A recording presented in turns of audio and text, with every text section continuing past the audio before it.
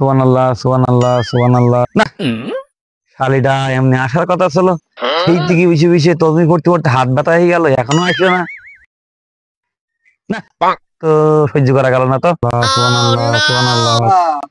ভাগাড়ে মাথার বেশি বেশি কি করছো? আমি তো সকাল ধরে খুঁজছি। ওই তোর খাসটি ছেলে এমনি, তাই বুঝি চকি দিচ্ছি। কে রে বাপ, খুঁজছিস কেন? ওই শুনেছো কিছু? না তো বাপ, কেন কি হয়েছে? শুনলাম ওই পাড়ার ওই হাইপোর ছেলে কাইটা নাকি বিয়ে করেছে। তাই?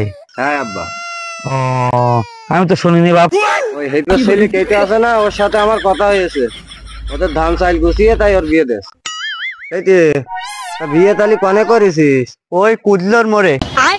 তোর আব্বা তাই তো ধান চাইল গুছিয়ে তাই বিয়ে দেছে বল। হ্যাঁ। ও তানে যা তালি। আচ্ছা। আব্বা ওই হাইপোর ছেলে কেটেও আমার ছোট না বড়?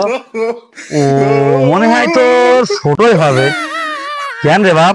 শুনলাম নাকি বিয়ে করেছে। তাই? হ্যাঁ কবে কইল? ওই কথাই তো বলছি তোমার সাথে। ও, তা বল বল বাপ, কি বলি বল।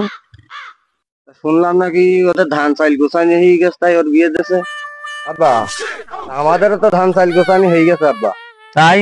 আমি তো ওই কথাই বলছি আব্বা, যে হেপের ছেলে কেটে নাকি বিয়ে করেছে।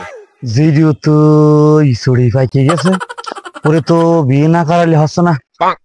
না, ওরে তো বিয়ে দেওয়াই লাগবে। আব্বা কিছু বলছাও?